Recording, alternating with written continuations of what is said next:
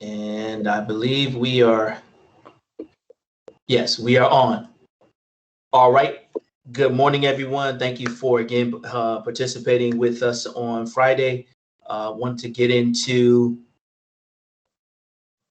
a quick hot wash. I sent you guys the forms and hoping you can, fill those out for me and send them back to me, by Wednesday so I can get them turned in. And I want to just get right into the hot wash real quick and starting with question number one, looking to see if we can identify 3 strengths we discovered during the exercise. What did we discover that were strengths?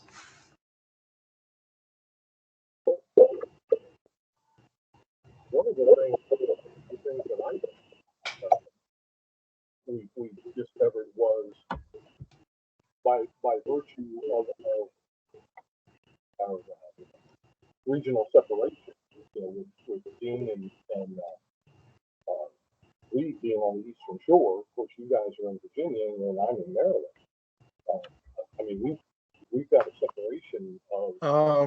I'll start off. I think we found out that micro used as a valuable tool to mitigate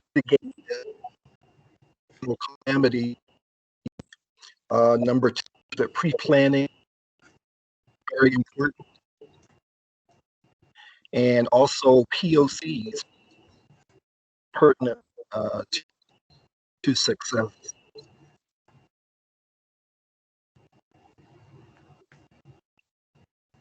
All right, thank you. Then Jerry, you were saying?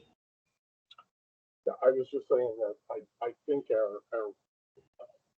our distance and our geographic separation, and in some cases, close to a couple of hundred miles, with Dean and Reed being on the Eastern Shore and you guys in Virginia, and me kind of in the middle there in Bowie. I think that works to our strengths, because not everybody's going. If there were a Cat 3 hurricane, I don't think everybody would be equally affected at the same time. And I think what we came to understand was that while we may be getting pounded here, directly in the DC area, which I'm sure Bowie would be included in that, the Eastern Shore may not be, or you and Mac in Virginia may not be, suffering as severe. So you could work more effectively where we may have internet outages, even though I have backup power. I don't have the internet. If I'm working on a hotspot, that's great, but it isn't as reliable. So I think that's one of the things that I took away from it. I also agree with what Dean said, which is that we discovered Teams is a pretty good way of doing this. And of course, I think we also just affirmed that communications through the employee notification system is a useful tool as well. All right. Want to move on to the next question. Let's look at 3 areas for improvement during the exercise. What do we think we can improve on? I think communications is always key. I think we can always do a better job there, regardless of how well we do in a previous incident or exercise. I think we can always improve or work to improve communications. How best to get the information out. Again, and this goes to prior to an incident, during the incident, and then after. And the biggest weapon we have in our arsenal to help our folks is communication. And right. we can take steps to mitigate. We were talking about it this morning. Talking about what to do about the flooding on the patio adjacent to our office. And those type of mitigation steps can be taken and would be taken. But our greatest concern is, of course, being able to support the client, and to do that, we have to know that our people are safe. Right. And our people have to know, and I can't remember who it was brought it up. It may have been Reed or it may have been Dean, but brought up the very valid point that, you know, our folks are going to be concerned about their personal situation. So anything that we can do, any information that we can put out, any warning, any advice that we can do that will help them feel more comfortable, feel more safe, that of themselves and their loved ones, I think that that's paramount. Okay. Dean, how about you? And to piggyback on what Jerry says,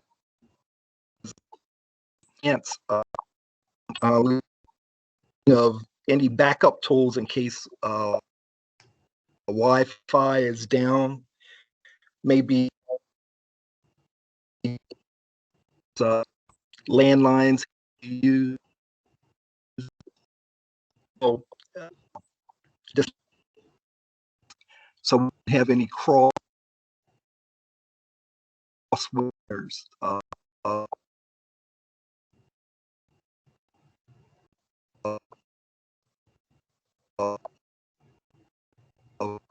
Everyone knows what they're.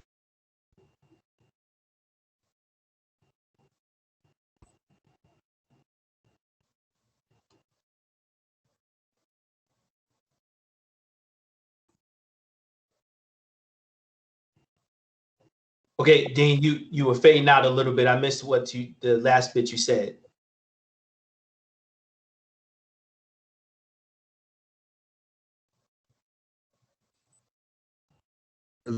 Dissemination of leadership responsibilities.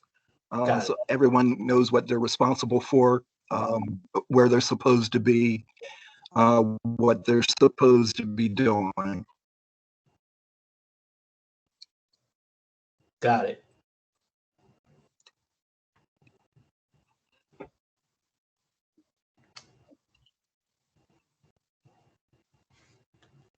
Got it. All right, let's go on to question 3. What additional planning efforts or needs were discovered during this exercise? And I think we just kind of touched on those, you know, predefining leadership responsibilities, looking at backup tools and landlines and things like that. I think Jerry mentioned better comms. Any other thoughts on any other things we discovered about planning efforts we may need in the future?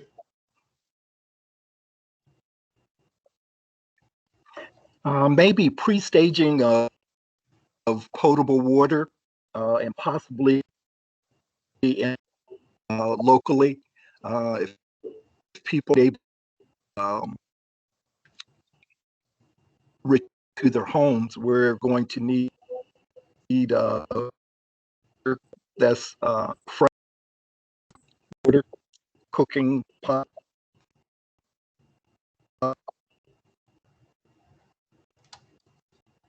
possibly, and in the district. I believe Jerry mentioned previously also there might need to be some training on the satellite phones that I don't think a lot of them have been used previously, so we want to set size for those. And we also need some viable backups to Microsoft Teams, maybe WebEx, or other online tools in case that. All right, Jerry, you got anything? The only thing that I would say, and I agree absolutely with everything being described, the only other thing I was thinking, and this is something to do with Reed, and again, Reed coming from a different side of things where they have emergency relocation groups. He comes from a DoD background. But one of the points that he brought up was, well, what happens if your home isn't going to work? All of us obviously, if we're teleworking, that's probably where we're going to be. So I think that maybe he's right. I think maybe all of us need to have in mind, if for whatever reason, things went badly, and maybe internet in our area was out, or flooding, or it doesn't matter. If for whatever reason your home, which is all of us is pretty much our location, um, what's our alternative? And I think that all of us need to have that in mind. We assume that home is going to work, but what if that assumption is wrong? And what if something affects that? I mean, I have a whole house generator that's powered by natural gas from the street.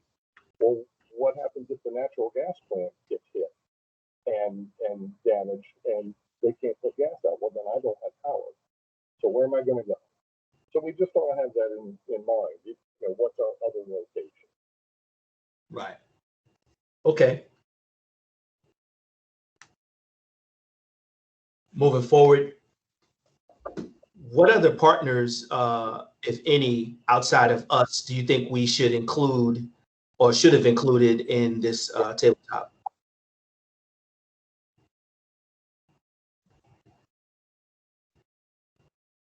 Because I think Reed mentioned that he thought we should get the security side of the house involved,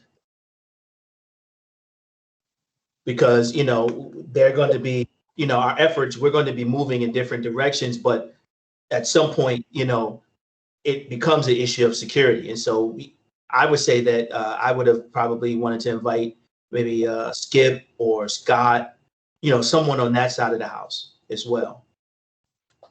Well, and I also think that because we ran into this problem before, part of the issue when we were trying to determine the safety and status of folks from the different districts who were affected by the hurricanes in 2016 and 17, where they were reaching out directly to the director's office, and we were not aware of that. And so we were concentrating efforts on locating those folks when in fact somebody knew they were okay.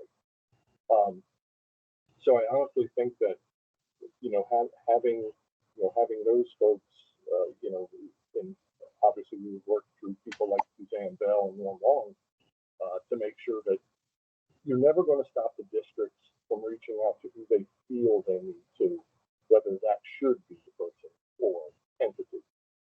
But just if that happens, then that information gets to us. That, oh yeah, we heard from we heard from Puerto Rico, we heard from Eastern District, Virginia. Whoever it is, it doesn't matter. But just that somebody is sending MAC or the EWC to the USAEO emergency box. Oh hey, heard from District so and so. Everybody's good. That way, right. we don't waste time. Trying to hunt those people out. That's certainly one thing. The other is to invite people like facilities, because again, if there's damage to properties, and if we're being told about this, I mean, we need what if we knew what facilities would want those people to be told, then we can help. Maybe that takes something off of facilities from having to field those calls. Or if it's a situation where facilities absolutely positively doesn't want anybody else putting out, giving advice or putting out information other than that, then fine. You know what? Give us a list of those people who they need to contact. Is it parents? Is it Anna? Is it John? Whoever. Give us a list of those folks and their contact information so we can then provide that to the district. Whatever we can do to help them out. Right. Dean, you got anything?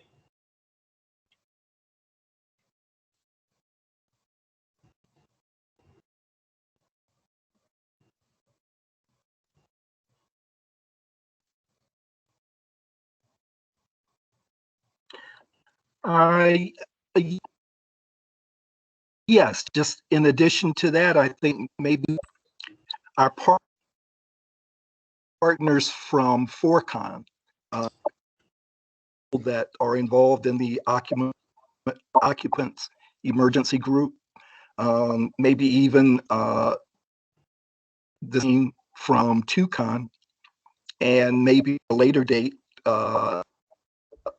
those personnel in those groups street that I know it was mentioned in earlier meeting that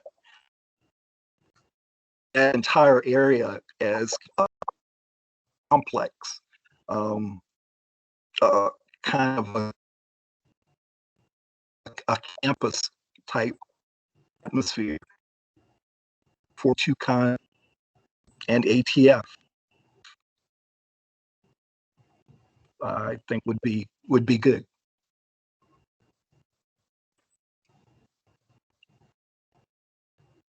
Okay. Yeah, I would agree. I would agree with everything we've talked about, and definitely. Back to you, Freddie.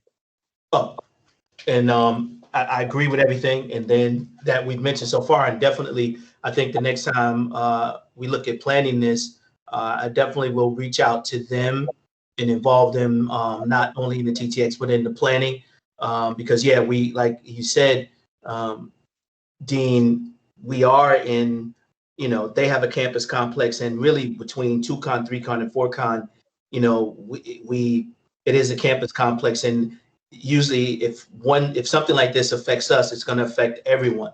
And so I think trying to get a better handle or understanding on what their actions were going to be, and what ours are going to be, and maybe working together, I can include them in the next TTX. Okay. That's great. That's great. Last question I want to ask, and as we start to wrap up here, what additional training do we need to identify, or did we identify as a result of, you know, this TTX? I know Dean mentioned, hey, maybe some training on or testing out our sat phones. I do know that we probably need to do some more training on Microsoft Teams, you know, with the other things that can be brought to bear in there, and other things like WebEx. So are there any other trainings that we would benefit from, or that we figured out we might need, you know, if we were faced with this type of scenario, you know, again?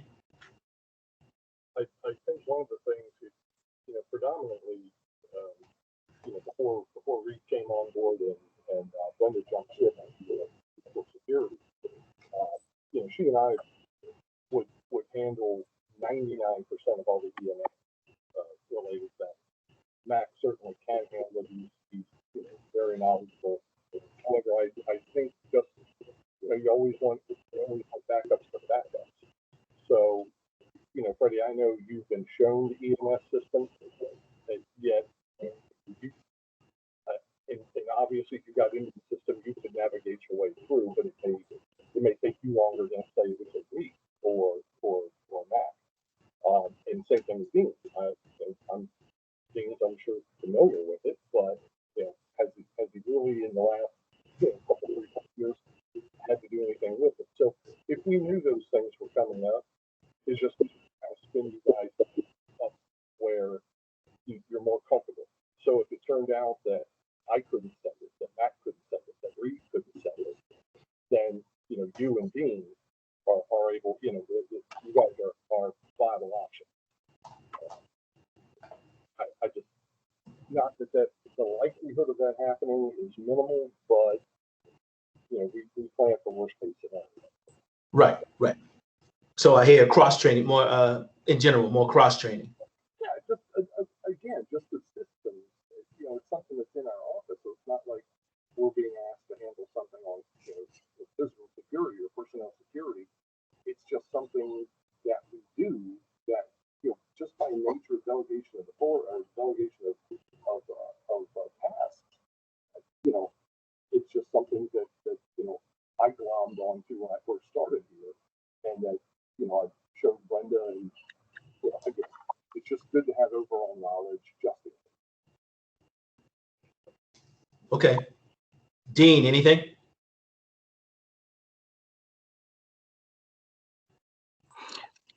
I think it'd be very important to have a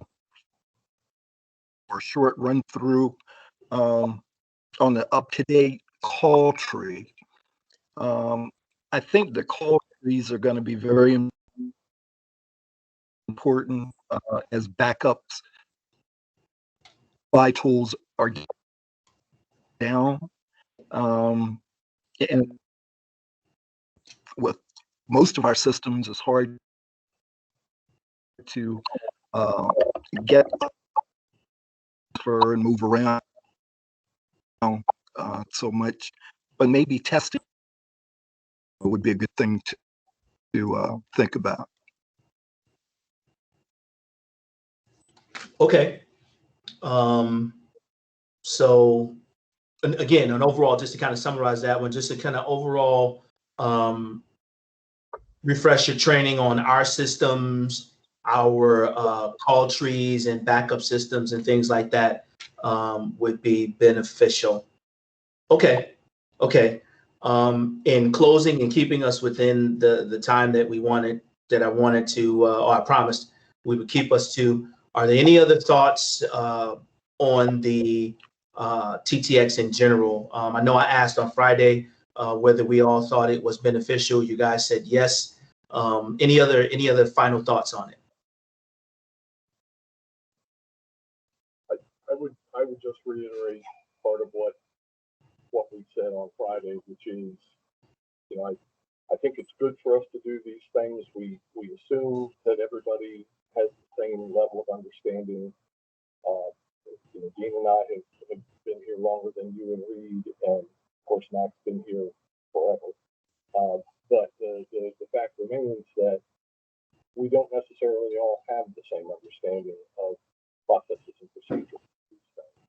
So I think it was useful just for that purpose alone, but also because, as we discussed, I really do think that this will become a tool that, you know, we'll use here, you know, here USA South. I think it's going to lead to, I think it was Mac that said, you know, maybe the development of an SOP or some other guideline that can be followed if we did have somebody new come on, or again, just something to look at and refresh as far as overall. Yeah, I would agree with everything you just mentioned. Definitely something we would. I'm really excited that I stumbled onto this thought because, you know, the TTX, I think, helped us think, you know, what would we do, and cause us to think outside the box. You know, like, hey, what other things are there out there that, you know, we individually may know, but collectively, like you said, we may not have the familiarity with it. We may not know. And so, yeah, I'm looking forward to doing more of these if I can in the future. So, Dean, any last thoughts?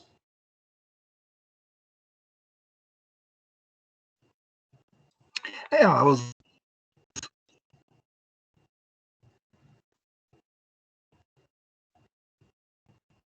as Jerry was speaking, and as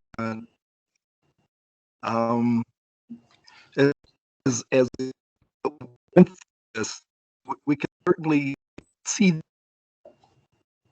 that are evident in our system. Backtrack and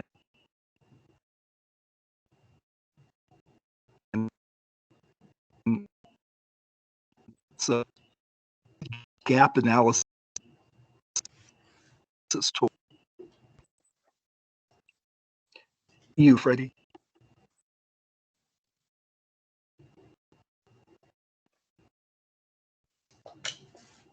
All right, with that, I want to, again, thank you guys so much for helping me out with this.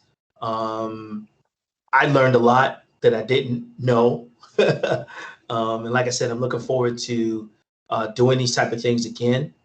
And I forwarded you guys the feedback form again. I just kind of want to remind you, if you can, you know, we talked about some things here. If you have any other ideas, please jot those down and get the forms back to me. And again, thank you so much for your time. And I greatly appreciate it. And yes, I do owe you guys donuts when we're all in the office again. I think that time is coming this month because we have the emergency management training for the DOSMs coming up. And I'll be sending out a reminder to you guys on when those dates are, because we've got to come in and do the whole practice run thing. And I think the NOC is actually upgraded to using Microsoft Teams as opposed to WebEx, but I got to check. So this looks like this kind of thing has kind of helped us from a presentation perspective as well to present that training. So with that, thank you so much for your time. Again, greatly appreciate it. And I shall see you guys soon in the office.